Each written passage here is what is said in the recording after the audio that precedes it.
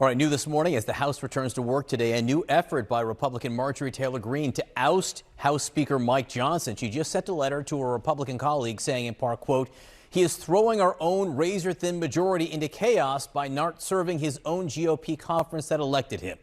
CNN's Lauren Fox is with us now on Capitol Hill. How serious is Marjorie Taylor Greene about this? Well, she's certainly not going away, and she's ramping up all of her complaints against Speaker Mike Johnson. This comes as we are waiting to see whether or not she really moves forward with this effort to try and oust him from the speakership. But this new 5-page letter acquired by our colleague Annie Grayer lays out to her colleagues explicitly why she thinks Mike Johnson isn't up to the job. And she talks about the passage of those series of spending bills through the fall into the winter, and now just a few weeks ago. She also lays out concerns about the direction that the speaker is moving when it comes to additional aid for Ukraine. She also calls him out for what he is doing to try and advance legislation to renew Section 702 of the Federal Intelligence Surveillance Act, something that has divided Republicans within the conference. But Marjorie Taylor Greene, not just writing this letter, she also held a town hall in her district last night in Georgia. Here's what she was saying about Speaker Johnson there. How dare our own speaker that we elected pass that spending bill and not do anything for that border? Nothing.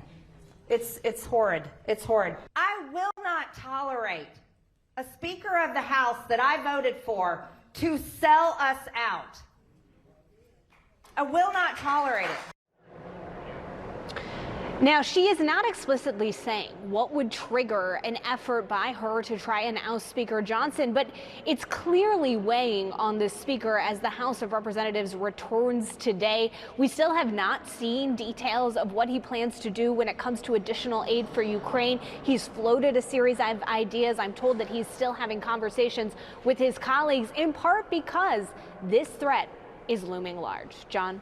Yeah, it'll be interesting to see. I mean, there is a difference between a sternly worded letter and action on the House floor. We will see if it crosses from one area into the other. Lauren Fox, thank you very much. Kate?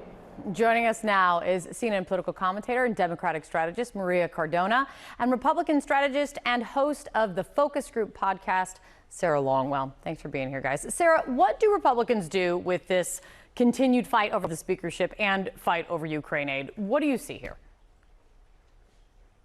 Yeah, this is a nightmare for Republicans. And it's interesting because normally these kinds of fights are between Republicans and Democrats. But this fight is not between the two parties. It is between the old guard of the GOP and the new guard of the GOP, which Marjorie Taylor Greene represents. And frankly, she represents a lot of voters. There's a reason that she feels emboldened to push forward with this, despite the fact that it would throw their caucus into chaos. And it's because she knows that there is almost half of the Republican Party, when it comes to voters, that do not want to see Ukraine, any more Ukraine funding. But there are also a lot of Republican voters, and we're running a campaign in D.C. right now using the voices of Republican voters that are urging Republicans to support Ukraine. And so the Republican Party is really split on this, and she holds a ton of power, not just because she's got a big microphone and people are listening to her, and frankly, because she might not stop until she becomes the next Speaker of the House, but also because there's just no margin here for Mike Johnson. He's got two choices. He's got to play ball with the likes of Marjorie Taylor Greene, or he's got to work with Democrats, and neither of them are good choices whatsoever. Greg Meeks was just on, leading Democrat, was just on with me, and he's told me if Hakeem Jeffries would reach out to him and say, I need your vote to support to keep Speaker Johnson in the seat, he would do it. His reasoning is Ukraine aid is so important to get done now and not later. Should Democrats help save Johnson? Well, I think it's certainly true that there are Democrats that are leaning towards that because the majority of Democrats also understand how important Ukraine aid is, not just to the national security of the country, but to the democracy of the world. if you will.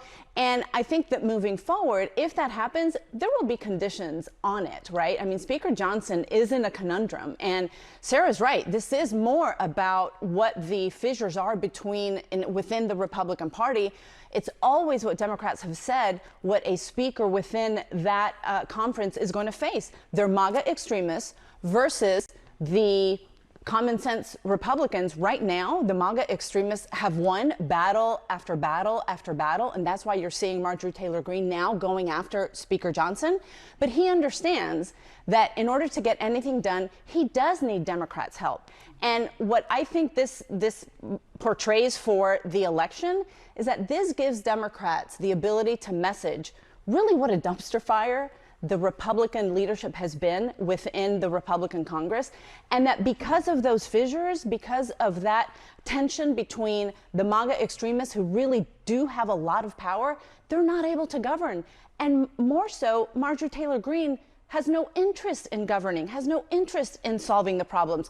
She wants purity, plain and simple, and that's why she has filed those papers to try to get rid of Speaker Johnson. And so Democrats are saying this is not what Americans voted for. This is Republican dumpster fire. They do not deserve to be leading. They have no interest in doing so, don't know how to. Give Democrats the power, and we will solve the problems that the country is facing.